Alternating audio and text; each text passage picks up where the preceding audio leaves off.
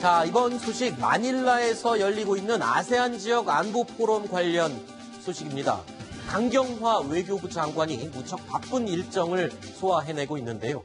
북한 미사일 발사 그리고 또 이어진 사드 추가 배치 이후에 중국 왕이 중국 외교부장과의 만남이 주목을 받았습니다. 그런데 이 사진이 지금 중국의 왕이 외교부장의 표정이 지금 중국의 입장을 대변하는 게 아닌가 이런 생각이 듭니다. 하태용 부장. 네. 지금 왕이 외교부장 표정을 보니까요. 우리 강경화 장관과의 표정은 굉장히 굳어 있고요. 네.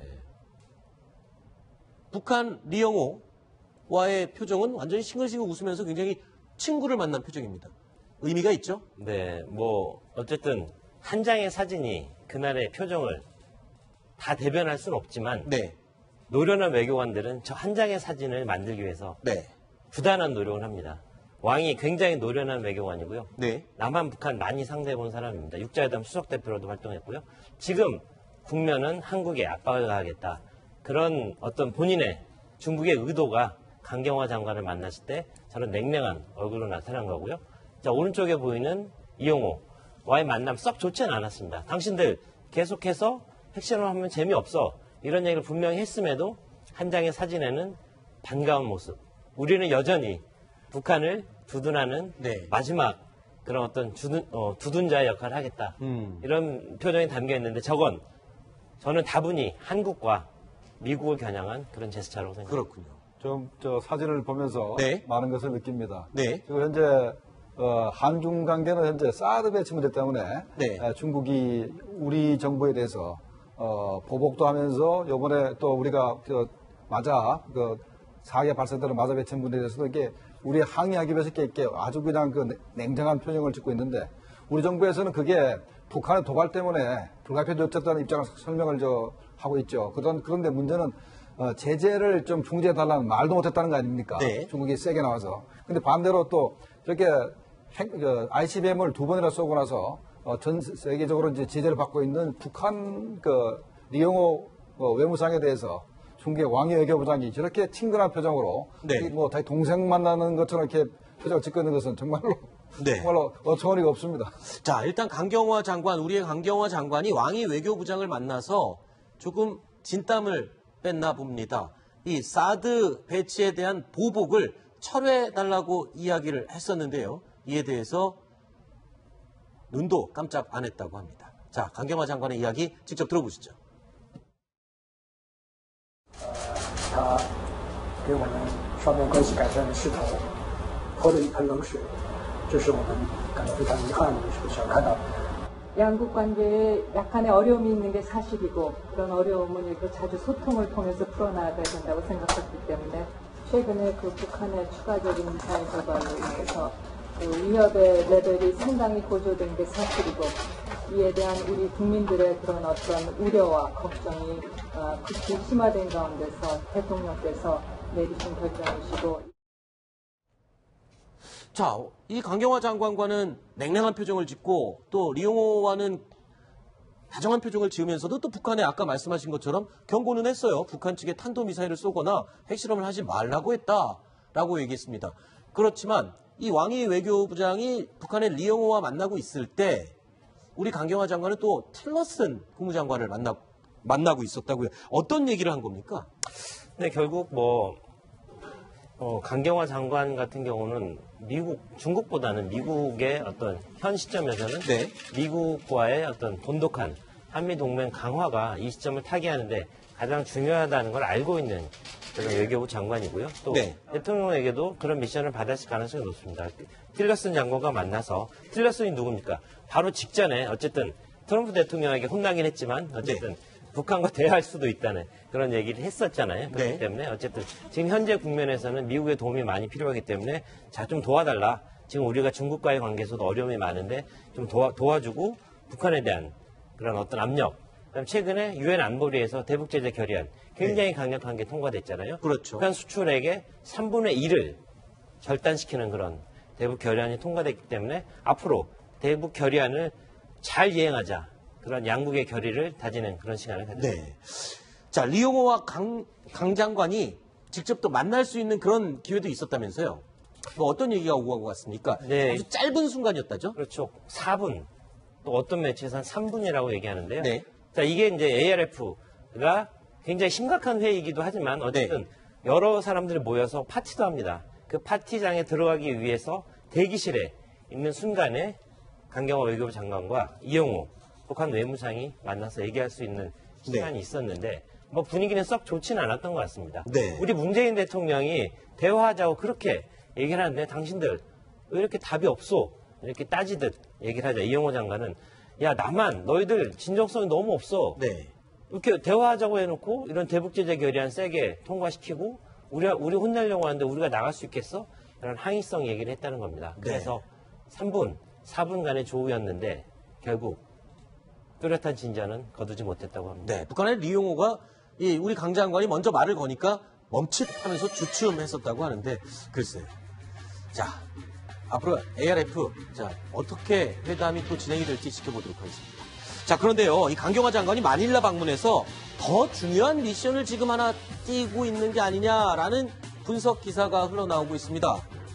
이 인도네시아 외교장관을 단독으로 회담을 했는데요. 좀 특이한 점이 있습니다. 사진에 양국 외교장관이 앉아갖고 이야기를 나누고 있는데요. 자, 외교상으로 볼 때는 조금 특이한 점이 있습니다. 통역이 없습니다. 제목 보시면 통역까지 물리치고 단 둘이서 이야기를 나눴다. 자, 양국 외교장관이 통역도 없이 단 둘이 모두 나가라 하고 얘기를 했다는 겁니다. 그러니까 어떤 얘기를 했을까? 그러니까 그 통역까지 내쫓았다는 얘기는 상당히 그 비밀스러운 얘기를 했겠다는 거죠. 그러니까 두 사람이 짐작하기에 아마도 인도네시아의 그런 그 비동맹 세계에서의 영향력, 또 북한과의 그런 또 남북한하고 같이 이렇게 굉장히 친하기 때문에 혹시 인도네시아 외무장관을 통해서 남북 정상회담을 추선해달라라는 얘기를 한 거 아닌가 이렇게 한번 추정을 해볼 수 있겠습니다. 자, 그 얘기가 나오니까요. 그래서 저희가 정리를 한번 해봤습니다. 이번 문재인 정권 들어와서 유난히 인도네시아와 우리 정부가 좀 가까워지는 게 아니냐라는 이 행적이 보이고 있거든요. 어떻습니까? 설명을 좀 해주시죠. 최근에 있었던 인도네시아와의 인연. 예, 박원순 시장이 5월 23일 날 인도네시아 특사로 방문을 갔었고요.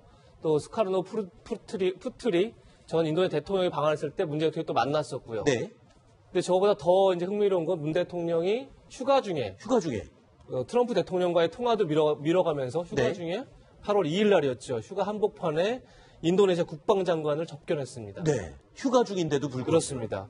근데 인도네시아와 지금 국방협력에서 굉장히 뭐 중요한 무슨 현안이 있나? 사실 좀 고개가 갸우뚱해지죠. 사실 뭐 특별한 현안이 떠오르지 않는데 지금 어쨌든 정부의 주요 인사들이 잇따라 인도네시아 또 주요 인사들을 만나고 있습니다. 네. 아마도 지금 아까 김 교수님 말씀하셨지만 결국 인도네시아를 지렛대로 해서 북한과 남북 정상회담을 좀 추진하려고 하는 게 아닌가 그런 의심이 강하게 들고 있죠. 또 7월 달에는 친문계 의원이 인도네시아를 방문했습니다. 그런데 언론이 그걸 알고 대체 왜 갔냐 그럴 때 그 의원이 자, 내 미션을 얘기할 수가 없다 또 이렇게 얘기를 합니다. 그러니까 더 의구심이, 궁금증이 더 커지는 거죠.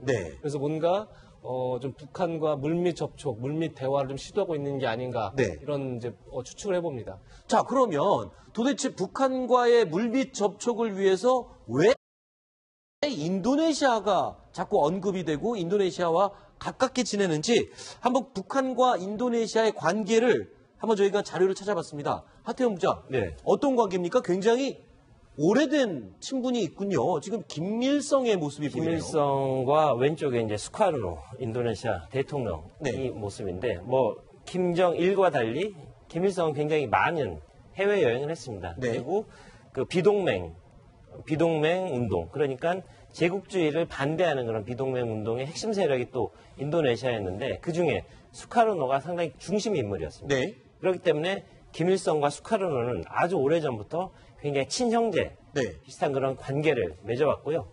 그렇죠. 수카르노가 김일성이 이제 인도네시아를 방문했을 때 자식들 앞에서 야, 너의 삼촌 같은 사람이야. 김일성을 보고요. 김일성한테 그렇게 얘기했을 정도로 아주 돈독한 그런 관계를 유지하고 있고요. 그 관계는 2대, 3대까지 좀 이어지고 있는 상황입니다. 그러면 지금은 이 수카르노 대통령의 딸이 북한과 우리나라의 관계를 연결해 줄 수 있는 그 연결고리를 할 수 있는 그런 역할을 하겠군요. 그렇죠. 네, 메가와티가 이제 그 딸이 또 대통령이 됐어요. 네. 그 메가와티 역시 또 계속해서 좋은 관계를 유지했고, 메가와티는 그 이후에도 우리나라의 어떤 메신저 역할 비슷하게 평양을 방문하고 북한을 방문할 때마다 우리 대통령의 뜻, 그런 것들이 전달되는 그런 메신저 역할을 했기 때문에 지금 상황 굉장히 교착돼 있잖아요. 자, 얼마 전에 문재인 대통령이 취임 직후에 교황청에 누굴 보냈습니까? 특사를 보내서 그렇죠. 야, 좀 어려우니까 그 교황께서 좀 나서서 아하. 직접 한번 대화를 주선해달라 이렇게까지 했잖아요. 교황청 약간 관계가 좀 덜한데도 그렇게 했는데, 자, 인도네시아는 아주 오래된 60년, 70년의 인연을 갖고 있는 그런 나라이고 그런 지도자들이기 때문에 한번 해봄직한 카드라는 생각이 듭니다. 네. 전 생각이 조금 다른데, 사실 이제 하부장가 얘기했지만 김일성 같은 경우는 이제 외교를 통해서 뭔가 돌파를 만들려고 했었던 게 있었고, 네. 비동맹 운동 같은 당시의 지형도 사실은 이제 미러와 함께 이제 제3지대가 있었죠. 하지만 지금은 이제 그런 지대 자체가 사라져 있고, 또 김정은 자체가 고립된 상태에서 과연 인도네시아 역할을 할 수 있는가, 이런 고민이 들고요. 또 하나는 물밑 접촉을 사실 김대중 대통령 때 했었죠. 그래서 베를린 선언을 김대중 대통령이 하면서 바로 그 직후에 정상회담 성공했었는데, 그때 사실 이미 베를린 선언 전에 물밑 접촉이 굉장히 깊숙이 되고 있었죠. 네. 그래서 선언 내용까지 사전에 공유가 됐었고요. 하지만 이미 베를린 구상을 던진 상태에서 북한이 사실상 관심 없다 이미 표명한 상태에서 과연 인도네시아가 중요한 저런 네. 이미 뒤늦게 물밑 접촉을 하는데 큰 역할을 할 수 있을까? 약간 좀 전 의구심이 좀 듭니다. 사실 김정남 암살 사건으로 인도네시아와 북한의 사이가 완전히 틀어지는 게 아니냐, 저는 그런 걱정을 했었거든요. 근데 여전히 사이가 좋군요. 주로 이제 말레이시아하고 이제 관계가 안 좋아졌고, 네. 물론 인도네시아도 이제 거기서 예행연수도 하고 했기 때문에 사이가 약간은 뭐 벌어졌지만, 그러나 기본적으로 큰 흐름에 있어서 인도네시아와 북한은 굉장히 관계가 좋습니다. 네. 북한의 우방이라고 할 수 있는 나라가 거의 없는데 인도네시아 굉장히 사이가 좋고, 그다음에 이제 현 시점에서는 인도네시아가 남북 정상회담을 추진하더라도 네. 일단 김정은이가 받기는 쉽지는 않을 겁니다. 그러나 만약에 유엔 제재가 본격화돼서 네. 정말로 북한이 숨을 쉴 수 없다. 네. 그러면 거기에 응할 가능성도 이제 높아진다 생각이 됩니다. 그렇군요. 아하. 왜 우리 새 정부가 인도네시아와 최근에 가깝게 지냈는지 그 이유와 그 배경을 한번 이야기로 풀어봤습니다.